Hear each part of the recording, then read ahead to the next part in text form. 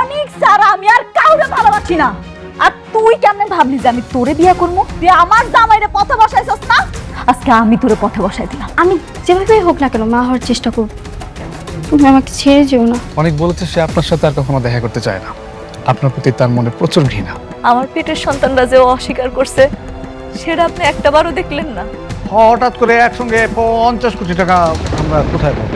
আমি দিব। এই বাড়িটা যদি শালিমা গ্রুপের নামে করে দেন তাহলে আমি 50 কোটি টাকা দিব। আমি রাতুলের কাছ থেকে অনেকের সব সম্পত্তি উদ্ধার করছি। আমি আজকে রাতে গরিবদের কিছু খাবার দিতে চাই, তুমি কি আমার সঙ্গে যাবে? ঠিক আছে।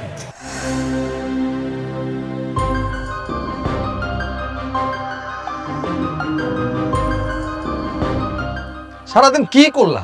একটা থাকার ব্যবস্থা করতে পারলে না সারাদিনে? কেন আপনারা জানেন না যে আমার ব্যাংক ব্যালেন্স সবকিছু শেষ হয়ে গেছে? আর আমার যে কার্ডগুলো ছিল সেগুলো ব্যাংক লক করে দিয়েছে। এই মুহূর্তে আমি কি করবো আসলে কিছুই বুঝতে পারছি না। সারাদিন কিচ্ছু খাই নাই, না খাইতে খাইতে আমার মায়েরা কেমন একেবারে মুখ টুক শুকায় গেছে। একটা রাত তো, একটু ধৈর্য ধরেন, কালকের মধ্যে কিছু একটা ব্যবস্থা করবো। আরে সেটা করো, আমাকে যা কিছু ওই ফকিনীর বাচ্চার জন্য হয়েছে। তুমি কিন্তু ওই ফকিনীর বাচ্চার উপর একদম চরম প্রতিশোধ নেবে, একদম চরম প্রতিশোধ। আগে বেঁচে থাকতে দেন, তারপর প্রতিশোধটা নিয়ে। এই দেখো দেখো, কি? ওই যে ওই জায়গায় না মনে হইতেছে কোনো বড় লোক গরিব গরিব খাওয়ান দিতেছে। চলো আমরা ওই জায়গায় যাই, আজকে রাতটা অন্তত পক্ষে পেট ভরে খেতে পারবো। মানে আশ্চর্য, আপনারা কি বলতেছেন বুঝতেছেন? মানে এখন কি ফকিরের মতো রাস্তায় হাত পেতে খাবার খেতে হবে? এটাও করতে হবে? তাহলে অসুবিধা কি? সারাদিন না খাই রয়েছে, আমরা মেয়েটা না খাই রয়েছে তো, একটা বেলা খাই। আর আমরা তো এখন বড় লোক নাই, কাগজের বড় লোক আছি, আসলে তো ফকিনি। দেখে তো মনে হচ্ছে বিরিয়ানি দিতেছে মনে হয়। চলো তো যাই, আসো আসো। আল্লাহ তোমারে ভালো রাখুক বাজান। দোয়া করবেন চাচা।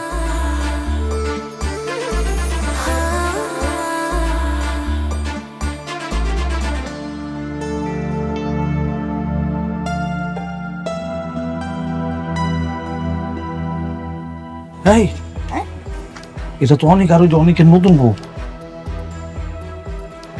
এই মান সম্মান তো সব শেষ হয়ে যাবো। চুপ করে থাকো, আমি বড় করে ঘন্টা দিই আর তুমি মাথার নিচে করে রাখো। জিগাইলে কোনো তোমার ঘাড়ের সমস্যা আছে, ঘাড় সোজা হয় না।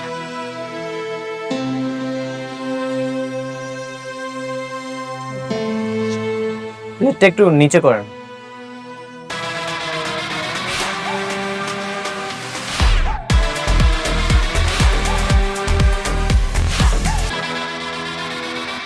চাচা আপনি? হ্যাঁ, আমি কেউ না, আমি কেউ না। চাচি আপনিও?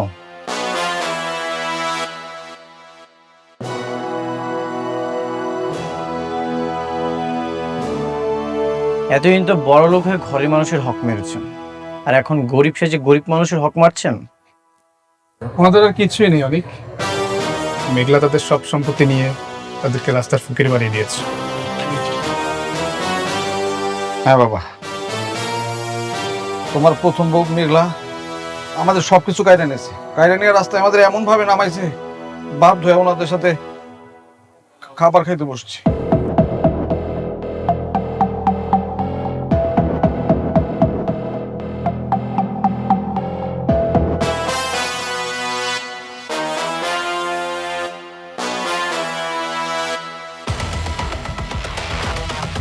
কি ব্যাপার, কে চলে যাচ্ছে খাবার না নিয়ে?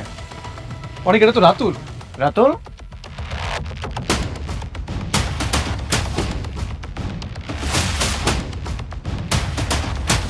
কোথায় পালাচ্ছিস? ভিক্ষা করতে এসে ভিক্ষা না নিয়ে চলে যাচ্ছিস? আমি তোর এখানে ভিক্ষা করতে আসি নাই। এখন এত অহংকার তোর? তোর মতো বেঈমান বিশ্বাসঘাতকের এর চেয়ে কোন পরিণতি আর হতেই পারে না। অপেক্ষা কর, দিন তো মাত্র শুরু। রাজু, তোর মনে আছে এই রাস্তায় ফুটপাতে তোকে কুড়িয়ে পেয়েছিল? তোকে বন্ধু বানিয়ে বুকে জড়িয়ে ধরেছিলাম, কিন্তু সেই তুই কি করলি? আমার এই বুকেই ছুরি মারলি। প্রকৃতি কি বিচার দেখ, যেই রাস্তায় তোকে কুড়িয়ে পেয়েছিলাম সেখানটাতেই তোকে পৌঁছে দিয়েছে। বাবাজি, মানতাছি আমরা ভুল করছি। বাবাজি, তোমার তো মন অনেক বড়। আমাদের না থাকার কোনো জায়গা নেই, খাওয়ার কোনো জায়গা নেই। তুমি আমাকে একটু আশ্রয় দাও বাবাজি। আপনাদেরকে আমার বাসায় আশ্রয় দিয়ে জীবনের সবচেয়ে বড় ভুল করেছিলাম। আপনি আমার অনেক ক্ষতি করেছেন, আর একটা ক্ষতিও হতে দিব না। সাপের বিষ নামলেও ছবলদার স্বভাবটা কিন্তু কখনোই পরিবর্তন হয় না। ঠিক তেমন বেঈমানকে ক্ষমা করা গেলেও বুকে টেনে নেওয়া যায় না। লাগলে 2 প্লেট খাবার বেশি নেন, কোনো সমস্যা নেই, কিন্তু এই অনিক চৌধুরীর বুকে আর কখনো স্থান হবে না। সাবির, বাকি যারা আছে সবাইকে খাবার দিয়ে বাসায় এসো। বৃষ্টি চলো।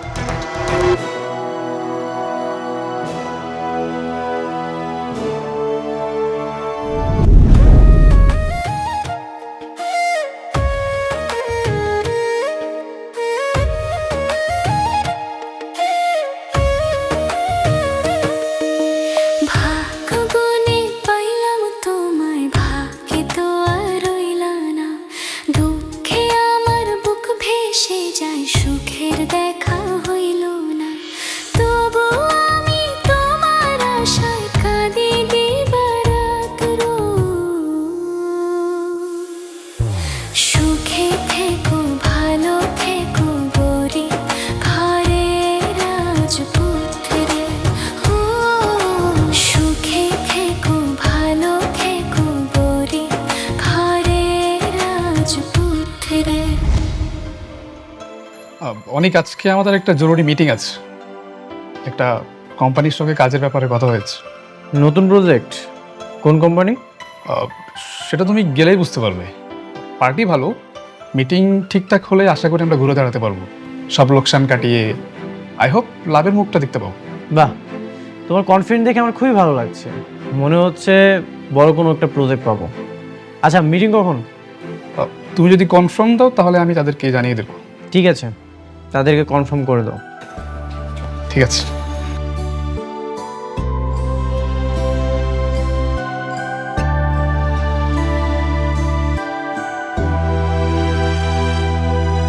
খালা আমি লবণ দিছি, তা আপনি একবার দেখলেন।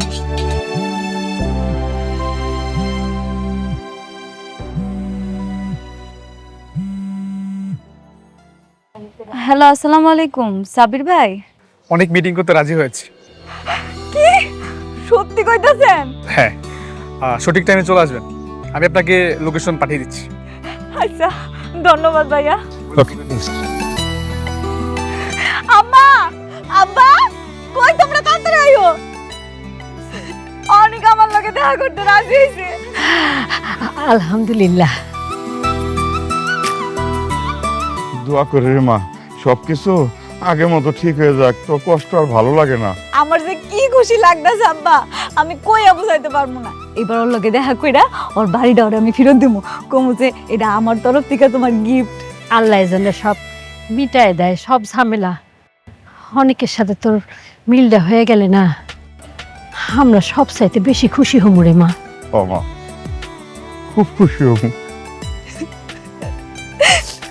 আম্মা, আম্মা তুমি দোয়া করো যাতে অনেকে আমার কাছে আবার ফেরত হয়।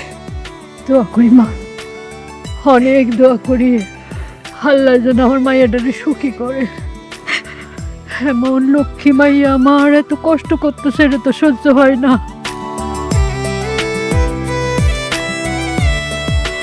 আপনি? স্যার, আমি রাতুল রাজ। এতদিন আমি শালিমা বিল্ডার্সের সাথেই কাজ করেছিলাম। শালিমা বিল্ডার্স?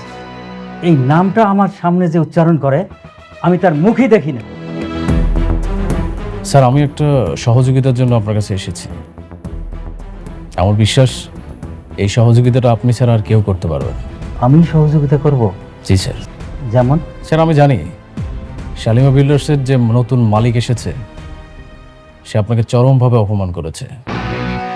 আর আপনার মতো একজন স্বনামধন্য মানুষকে যে এইভাবে অপমান করতে পারে সে মোটেও ভালো মানুষ নয়। ও তো একটা বেয়াদব। ওর জন্যই আমি শালিমা গ্রুপের সঙ্গে সব ব্যবসা বন্ধ করেছি। স্যার, আপনি তো জানেন যে ওই মেয়ে কখন, কোথায়, কিভাবে, কোন পরিস্থিতির মধ্যে দিয়ে এখানে এসেছিল, তাই না? জানি, আর এজন্যই তো ওকে খুঁজে বের করার জন্য আমি খুব চেষ্টা করেছিলাম। যদি জানতাম এত বড় বেয়াদব হবে তাহলে কোনো দিনই খুঁজতাম না। স্যার, আপনি একটু আমাকে সেই সময়ের কিছু তথ্য দিয়ে সহযোগিতা করবেন প্লিজ। অবশ্যই করব। Thank you. Best of luck. Good afternoon sir, please বসুন।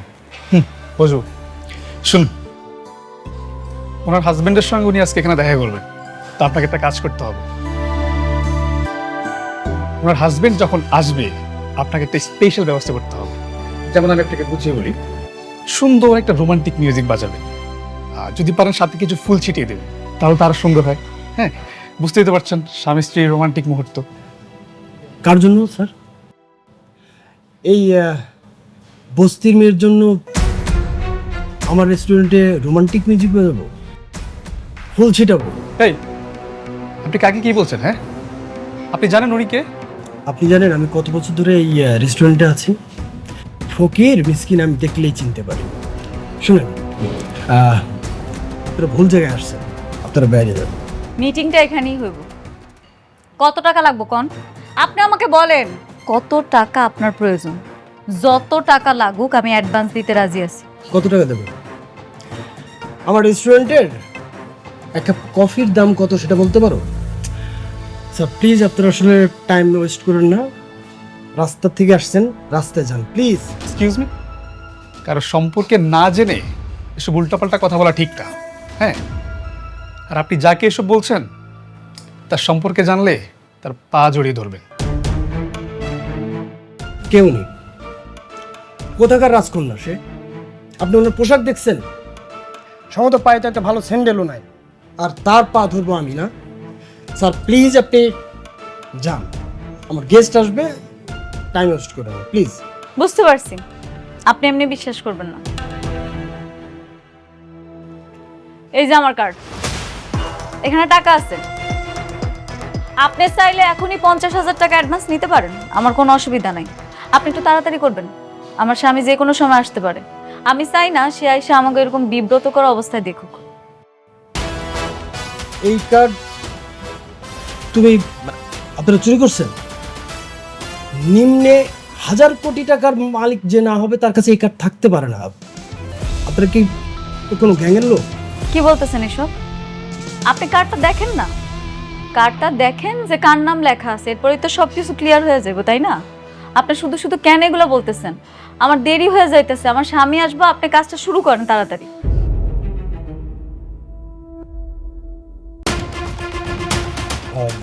কি টাকা পাইছেন?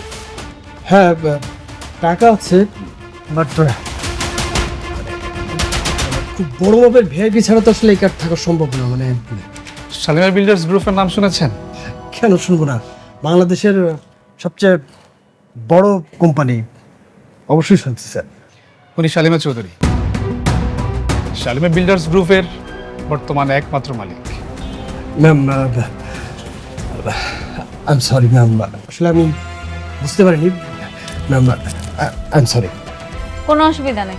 আপনার একটা কথা বলি, পোশাক দেখে মানুষের বিচার করবেন না। আপনি একটু কাজটা তাড়াতাড়ি করেন, আমার স্বামী যে কোনো সময় আসতে পারে। আমি চাই সে আসলে যাতে সবকিছু ঠিকঠাক দেখে। আর কাজটা শুরু হওয়ার পরে আপনি অবশ্যই জানাবেন আমাকে।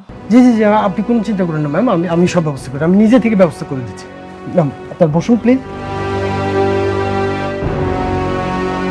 এই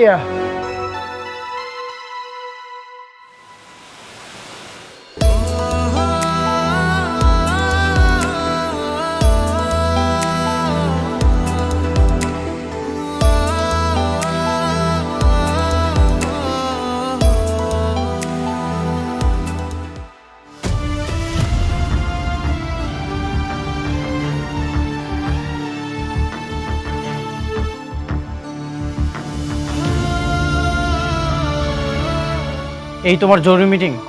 তুমি আমাকে মিথ্যা বলে ওর সাথে দেখা করানোর জন্য নিয়ে এসেছো? অনেক অনেক, উনি কি বলতে চায় তুমি আগে শোনো, না শুনে এভাবে রেগে যেও না। অনেক, ওনার কোনো দোষ নাই। আমি ওনারে অনেক করে বলছি, সেই জন্য উনি আপনার সাথে আমার দেখা করার ব্যবস্থা করে দিছে। আমি এখানে আপনারে ডাকছি কিছু কথা বলার জন্য। কি বলবে তুমি? যেদিন তোমার অফিসে গিয়েছিলাম তোমার সাথে কথা বলার জন্য, সেদিন তো তোমার সময় হয়নি। ও, এখন তো তুমি অনেক বড় লোক, এখনকার তোমার সময় থাকবে আমার সাথে কথা বলার? কি বলতেছেন আপনি এসব? আমি যদি জানতাম যে আপনি আমার অফিসে গেছেন, তাহলে অবশ্যই আমি আপনারে ফিরাই দিতাম না। চুপ! তুমি জেনে শুনে এটা করছো। তুমি জেনেও সিকিউরিটি আমাকে বের করে দিয়েছো। আমার আত্মসম্মান লেগেছে, আর এই অপমান আমি কখনোই ভুলবো না। আমি কখনোই আপনারা অসম্মান করতে চাই নাই। আমি যখন জানতে পারছি আপনি আমার অফিসে আসছিলেন, তখন আমি সাথে সাথে আপনার ফোন দিছিলাম, কিন্তু আপনি আমার নাম্বারটা ব্লক করে দিচ্ছেন। তুমি আমাকে খুঁজছো কেন? আমাকে দিয়ে তোমার কি দরকার? তুমি তো এখন শালিমা বিল্ডার্সের মালিক, কোটি কোটি টাকার মালিক। সামান্য অনেকটা দিয়ে তোমার কি দরকার? কি আসে যায় আমাকে দিয়ে? এটা ভুল বললেন আপনি। আমি কোটি টাকার মালিক হওয়া সত্ত্বেও কিন্তু এই যে দেখেন, আমার সে আগের জামাই আছে, আর আমি আগের বস্তিতেই থাকি। আমি কিন্তু আগের মেঘলাই রয়েছি, একটুও পরিবর্তন নেই। আমি আপনারা প্রচন্ড ভালোবাসি। শুধুমাত্র আপনার একটা নজর দেখার জন্য আমার অনেক ছটফট লাগতেছিল। অনেক চেষ্টা করছিলাম আপনার সাথে একটু দেখা করার, কিন্তু কোনোভাবে পারিনি। শেষ পর্যন্ত আমি সাব্বির ভাইরে ধরছি। আপনি বিশ্বাস করবেন কিনা জানি না, শুধুমাত্র ওনার পাগুলা ধরা বাকি ছিল। আমি বলছি, ভাই আপনি যেমনে পাবেন অনেকের আমার সাথে একটা বার একটু দেখা করায় দেন। আর সে আপনি আমারে ভুল বুঝতেছে। আমি আপনারে বিয়ে কইরা আপনার সুখ দুঃখের সাথী হয়েছি। আপনার সুখের সময় তো আমি আপনার পাশে ছিলাম, কিন্তু দুঃখের সময় আপনার পাশে থাকতে পারিনি। আপনার কি মনে আছে যেদিন আপনার চাচা চাচি রাতুল ঘাড় ধাক্কা দিয়ে আপনারা বাইর করে দিছিল ভিক্ষার থালি দিয়া? আপনি সেদিন কোনো উপায় না পাইয়া আমগো বস্তিতে আইছিলেন, আমার কাছে আইছিলেন। আমার কষ্টে কলিজাটা ফাইটটা গেছে।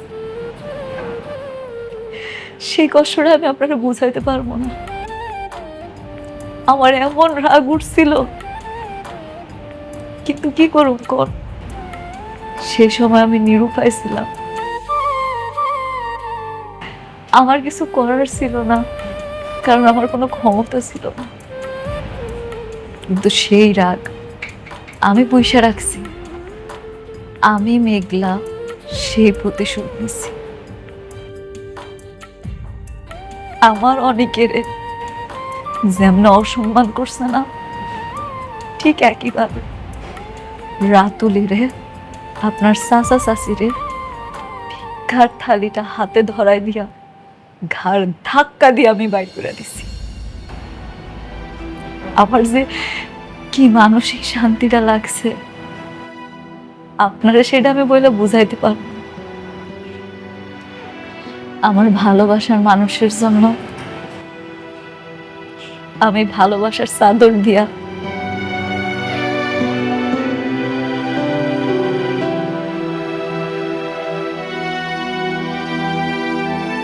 একটা উপহার জড়ায় রাখছিলাম। ভাবছিলাম তার সাথে দেখা হইলে তারে আমি এটা দিন। এটা আপনার জন্য। আপনার সাথে রাত বেমানি করছে কেন? আপনার সব সম্পত্তি লিখে নিছিল না? বাহ বাহ, টাকার গরম দেখানো শুরু করে দিয়েছো। টাকা দিয়ে সব কিছু কিনে নিচ্ছ। টাকা পয়সা দিয়ে হয়তো তুমি আমার বাড়ি কিনতে পারবে, কিন্তু কখনো আমার মন কিনতে পারবে না। শোনো, তোমাকে একটা উপদেশ দিই, যেসব আমার জন্য করছো এইসব তোমার সন্তানের বাবার জন্য করো। তিনি অনেক খুশি হবেন। ভালো থেকো।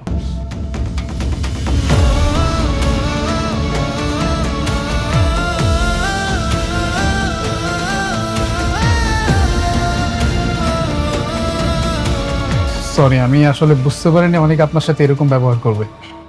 আর আমি তো আপনাকে বলেছিলাম অনেক আপনার উপর অনেক রেগে আছে। না, কোনো অসুবিধা নেই ভাইয়া, এটা তো হওয়ারই ছিল। কিন্তু আমি এই জিনিসটা এখনো বুঝতেছি না উনি কেন আমার উপরে রাগ। আর অনেক যেহেতু আমার সাথে রাগ করা ছিল, সে কেন আমার অফিসে গেছিল, কি চাইতেছিল, কি জানতে চাইছিল, কিচ্ছু বুঝতেছি না। আপনি কি জানেন কিছু? আপনার একটা বান্ধবী আছে না, নীলা নাম, তার বাবার নাম আনিস চৌধুরী। তাদের বেশ কিছু প্রজেক্ট আমাদের দায়িত্ব ছিল। তারপর একদিন একটা ঝামেলা হওয়ার পর তারা তাদের সকল প্রজেক্ট আমাদের থেকে নিয়ে যায়। তাই অনেক আপনার কাছে গিয়েছিল, যদি আপনাদের কিছু প্রজেক্ট আমাদেরকে দেন তাহলে খুব উপকার হতো, এটাই। হ্যাঁ, আমি তো ওইটাই চাই। আমি এখন থেকে আমাকে সব প্রজেক্ট অনেকের দিতে চাই। আমি রাতুলের সব প্রজেক্ট ক্যান্সেল করে দিছি। আমি চাই আমাকে সামনে যত কাজ আসবো সব অনেক করব। আপনি একটা কাজ করেন না, অনেকের সাথে আমার আর একটা বার দেখা করার সুযোগ করে দেন না। আমি ওর লোকে দেখা হইলে ওরা সব কিছু বোঝায় বলবো। অনেকের মাথাতে এখন একটু গরম আছে। আচ্ছা, মাথা ঠান্ডা হলে আমি তাকে বুঝাবো, আমি দেখবো ব্যাপারটা। হ্যাঁ, তাহলে আজকে আসি।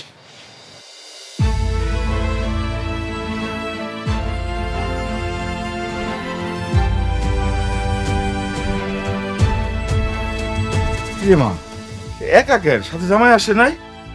এই সব কিছু মাইনে নিছে তো? আরে মাইনে নিব না কেন? অনেক কত ভালো একটা বলা। ওই মেঘলা জামাই কি কইছে, কখন আইব? আসবো না আম্মা, অনেক আর আসবো না। আমার মনে হয় অনেকের লগে আর কোনো দিন মিল হইব না। হয় আমার কোনো কথা শুনতে চায় না, আমার অপবাদ দেয়। ওই কি আমার কোনোদিনও বুঝবো না।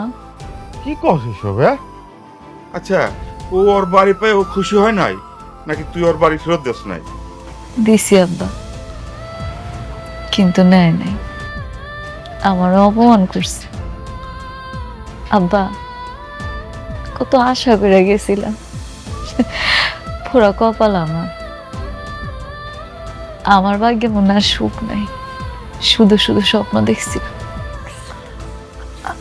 আচ্ছা, ঘরে চল, চল তো ঘরে চল, দেটা আমার কাছে দে। চল। অনেক সাব্বির বলছিল যে সালিমা বিল্ডার্স গ্রুপের সমস্ত কাজকর্ম আমাদেরকে দিতে চাচ্ছে। তোমার সঙ্গে নাকি তোমার প্রথম স্ত্রী মেঘলার মিটিং হয়েছে? আমি স্যারকে বলছি। হ্যাঁ, মিটিং হয়েছে, কিন্তু আমি রাজি হইনি। কেন রাজি হবে না? এত বড় সুবর্ণ সুযোগ কেউ হাতছাড়া করে? তাছাড়া আনিস চৌধুরীর কারণে বর্তমানে আমাদের ব্যবসার কি অবস্থা সেটা তো তুমি ভালো করেই জানো। হ্যাঁ জানি বাবা, কিন্তু আমি মেঘলার কোনো দয়া নিতে চাই না। ওর কাজ করে আমি বড় হতে চাই না।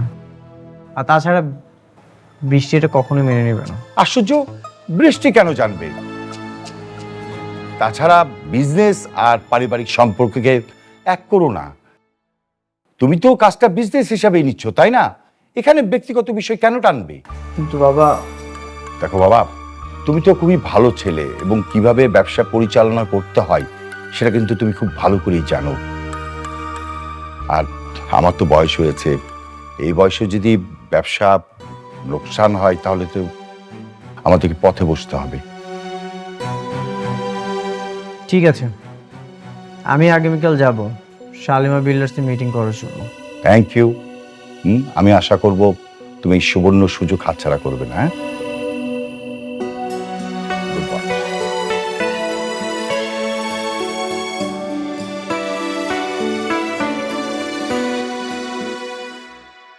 ও আয় পড়ছো?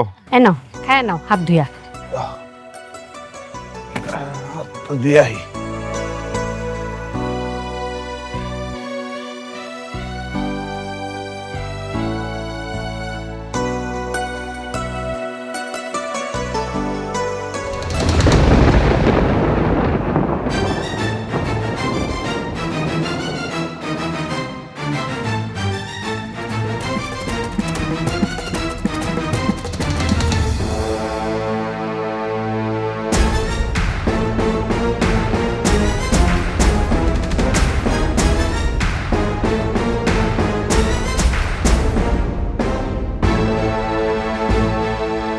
ও চাচা, দাঁড়ান।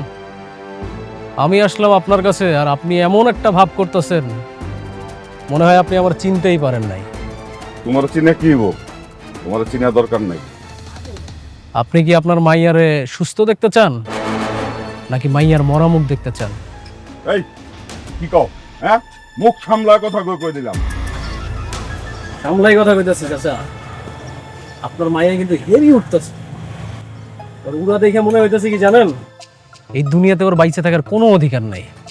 আপনার মাইয়াটারে না আমি মাইরা ফেলাম। তবে একটা উপায় আছে, আপনারা চাইলে ওরা বাঁচাইতে পারবেন। তুমি না আমার মাইয়ারে বিয়া করতে চাইছিলা, অহন বিয়াতে রাজি হয় না দেখে ওরে মারার হুমকি দিতেছো। আরে আমি যে ওরা কেন বিয়ে করতে চাইছি এটা তো একমাত্র আমিই জানি। শুনেন চাচা, আমি যে কি পরিমাণ ভয়ঙ্কর হইতে পারি এটা তো আপনি অনিকের মাধ্যমে অবশ্যই জানতে পারছেন। এখন আপনারা যদি আমার কথা শুনেন তাহলে আপনার মাইয়ারে বাঁচাইতে পারবেন, তা না হলে কিন্তু। এই কি করবা তুমি? হ্যাঁ, কি করবা? যাও যাও এদিকে।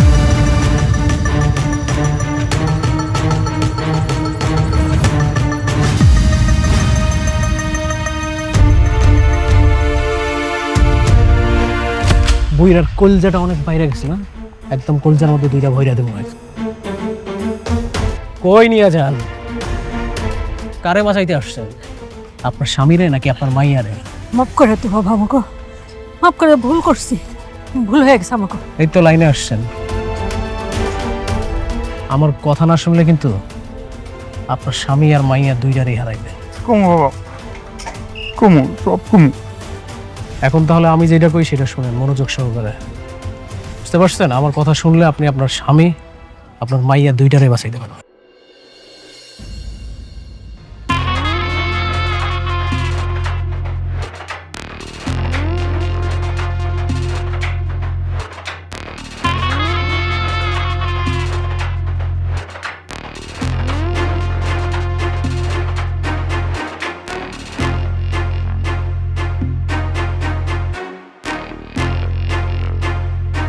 আমরা সয় সম্পত্তি গাড়ি বাড়ি দিয়ে কি করব?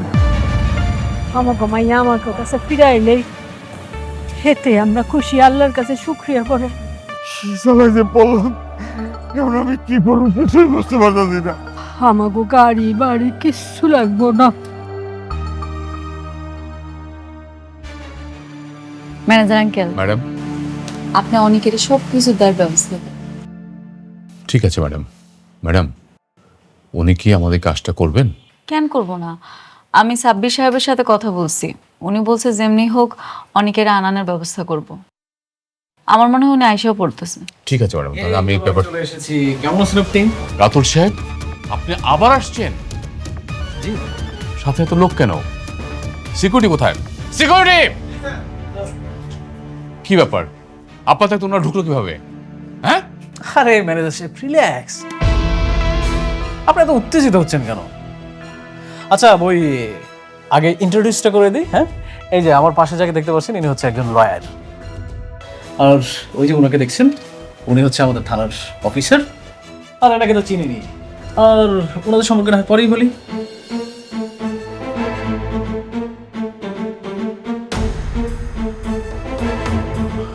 আপনি?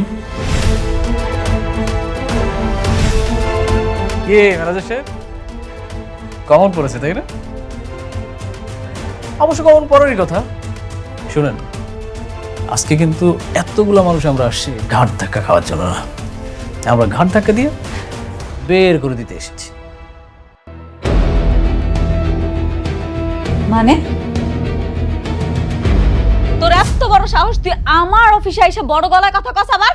আরে ভাবি, আপনি তো সবসময় ধৈর্যের পরীক্ষা নেন, যদিও বা আমার ধৈর্য না অনেক বড়। আজকে কোনোভাবেই আমি কন্ট্রোল করতে পারতেছি না।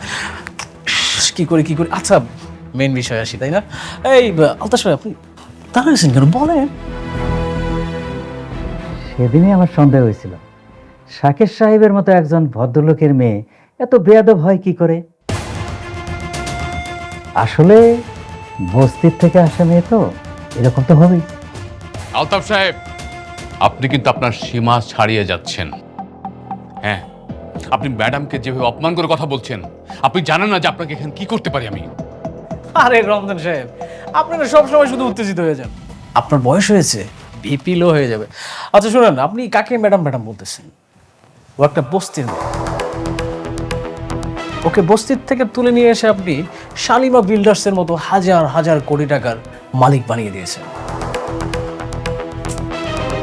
আপনি কিন্তু কাজটা মোটেও ঠিক করেন নাই, ভেরি ব্যাড। মানে? ও মানে বুঝতে পারছেন না? মানে শার্প অ্যান্ড ক্লিয়ার। মেঘলা শাকের চৌধুরীর মেয়ে না, শাকের চৌধুরীর মেয়ে হচ্ছে শালিমা।